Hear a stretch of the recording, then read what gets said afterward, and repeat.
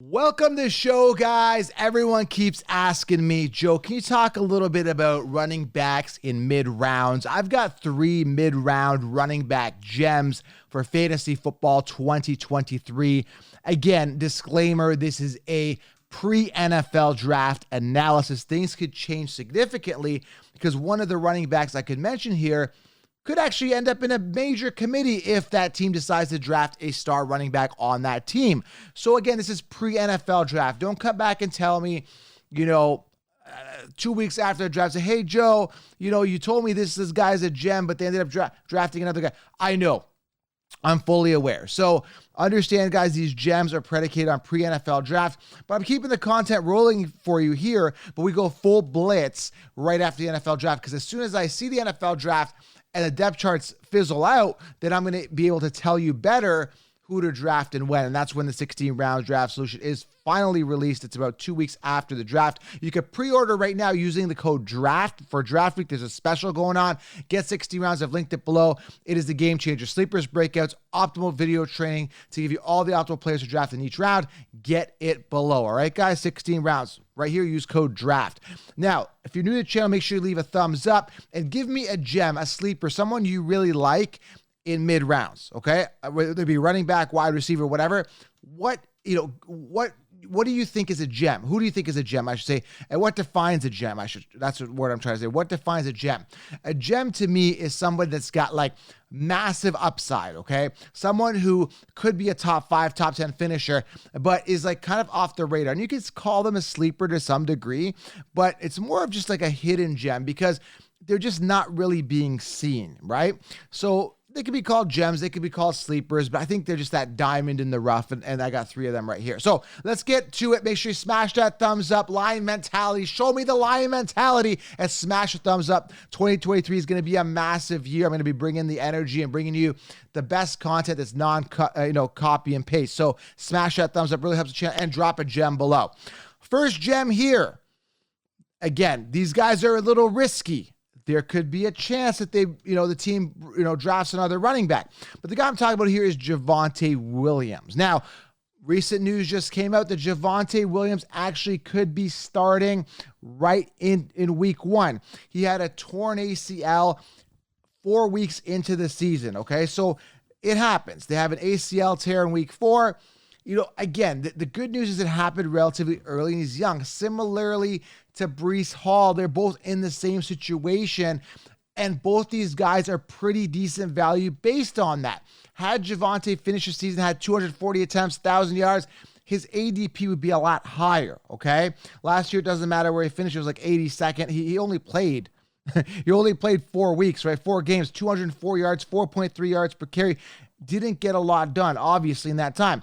All we can go by right now is what he did in 2021, his rookie year, but he was literally splitting with Melvin Gordon, which led to 4 touchdowns, 4.4 yards per carry, just under 1,000 yards, 903, and 203 attempts. So the Broncos are going to be a better team this year. Russell's going to be more integrated. Javonte is going to be the guy.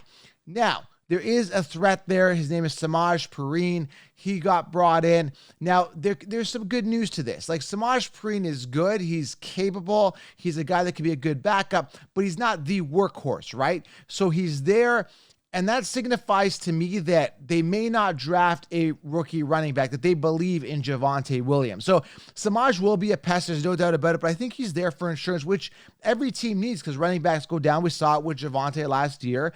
So Samaje is going to be there, but he's going to be a pest, but he's not going to be a guy that's going to take that starting job. So Javonte is in line for that starting job. Okay, currently ranked 18th on the sheets. Is coming up on ADP for doing the draft today, in and around round 3 and 4.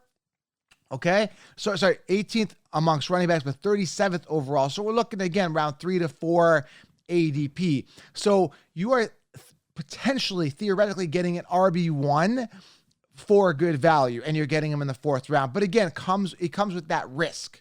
Okay, so again, if healthy, which I think he should be, if 100%, which I think he could be, we're looking at a guy that's 220 attempts, 10 rushing touchdowns, 1,200 yards, 4.4 yards per carry. What we're seeing, again, based on the 2 years, 4.4, 4.3 yards per carry. He's that type of guy. He's obviously, Melvin Gordon's not there. Samaje Perine's there. Samaje Perine is the level of Melvin Gordon, maybe a little subpar Melvin Gordon. So again, it could be a split committee, and expect the first couple weeks, what do you say, the first month, for Samaje to get more work because, again, Javonte may not be a full 100% go. But could be a gem, could be value. I'm not feeling super warm and fuzzy about him, but there is something there telling me he is the RB1, could be 100%, and there's a big ceiling there. Again, risky. But he's not going to be your RB1. He's going to be like your RB3 as part of a robust RB strategy, which isn't bad. You're getting potential RB1 upside as your RB3. Now, if you are considering packaging him with Breece Hall as part of a robust RB strategy, that is risky. Very risky, because both these guys are coming off these knee tears. Both of them may not be 100%. You may want to gamble on one and not the other. If you gamble on both, that is a big gamble, but a ton of upside. So again, there's tons of combinations you can package together. Javonte and Breece may not be a good one based on safety, but may go to the moon if they both end up hitting, okay? So some strategy there for you, okay? Drop a thumbs up, helps the channel, and a comment below. Let me know which gem you think, and what do you think of Javonte Williams, okay? Number 2 here. I love this guy. I think the talent is there. And the cool thing about this, let's talk about it, is Tyler Algier. He finished 29th amongst running backs last year, currently sitting 28th amongst running backs this year, which makes him around 69th overall.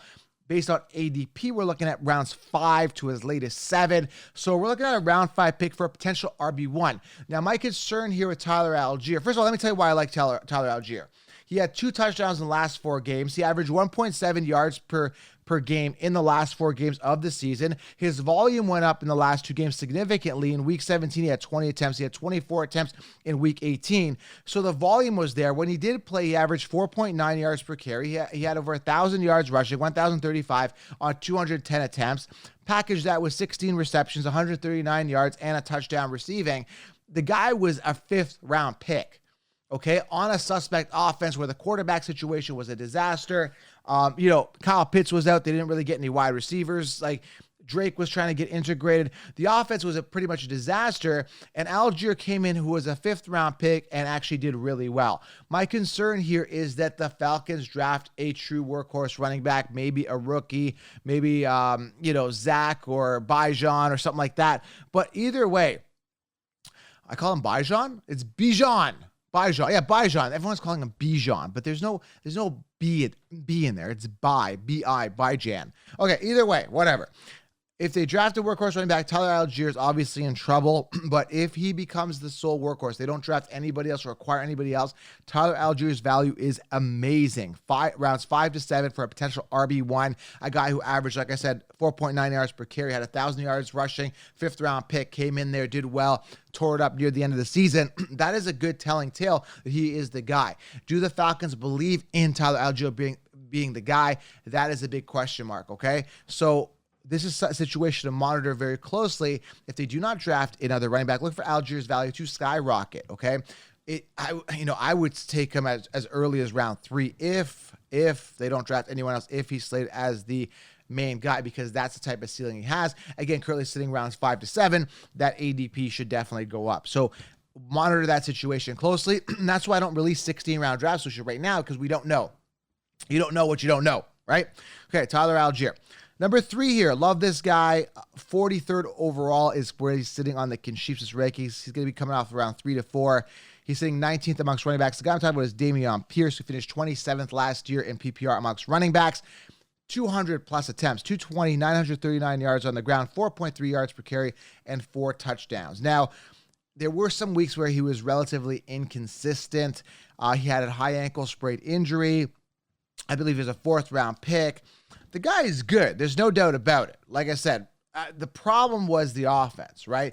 They just couldn't get it together. Like, they had no wide receivers. So when he was on the field, he was a focal point of the defense. So the defense was like, hey, man, this is like the best player on the field. We don't got to worry about Davis Mills throwing to nobody. We're just going to focus on the run game, which is what they're doing best. And Damien Pierce ran hard. He's ran really tough. And he's got really good mental game. From what I hear from people that know him, very focused, very football oriented, doesn't like to do a lot of off media stuff. He is very in the game. So you got a guy who's got amazing work ethic, who runs really hard, got a lot of heart, and showed us a sample size of what he could potentially do. Whatever rookie Bryce Young or whoever they end up drafting, you got to imagine that rookie is going to have some growing pains, right? He's got to get into the groove. But if they get into the groove, right, and they get some wide receivers, if they get into the groove and they get some wide receivers, Damien Pierce could have more open opportunities to run, more open field, and it's going to be really exciting. But again, the big question mark is which quarterback are they going to draft? How fast can that quarterback get integrated into that offense? Who are the wide receivers? How's that chemistry going to be? Are they going to be able to stretch the field with the wide receiver and quarterback play and open things up for Damien Pierce? That is a question mark. But one thing is for sure, if they do not draft another running back, which I don't think they will, because they need to adjust the quarterback and the wide receiver position, Damien Pierce is primed for a ton of volume. And like I said, 43rd overall, round 3 to 4, you're getting an RB1 for immense value. Still, a guy that's off the radar that nobody talked about last year. I told you to stash him on your benches, and he really shined in certain games, and he really shined on the year. No one's expecting anything out of him except for me, right? And whoever got 16 rounds. But he performed above where he should have last year, and now he's into the system. He's going to, be a lot better, I believe, than last year. So Damien Pierce, immense value, a huge gem in mid-rounds. Okay, guys? So Javonte Williams, Tyler Algier, Damien Pierce, tons of upside, potential RB1 upside for all these guys. Now, again, the situation based on the draft will really impact that. I think Damien Pierce is going to be the guy. Algier is in question, obviously, because I think they may look at a running back, but Javonte Williams, I also think, because they acquired P. Ryan, could be the RB1. So Javonte and Damien Pierce are primed. Obviously, the question marks with the quarterback play for Damien and Javonte with the ACL injury. So again, that's why you're getting them for value, because when you have that type of question mark around them, they're going to drop at ADP. And whereas the guys that, had pinnacle season last year are going earlier. Now, a guy like CMC and Eckler, no way but down for them. Guys like Javonte and these guys I mentioned, no way but up for them. So you got to take it you got to balance it out. Am I going to pay early for CMC and, get these guys later? I'm almost thinking that I might not go robust RB this year and get some value at running back later and get my wide receivers earlier. I got to see how it all plays out after the draft, but 16 rounds is going to be very interesting on how I feel with the value at running back this year. I still think robust RB is the way to go, but I'm seeing some really good gems later on that people are going to be sleeping on, the Consheeps are going to be sleeping on. Going to be an exciting year. We're going to see how it all plays out after the NFL draft, which is this week.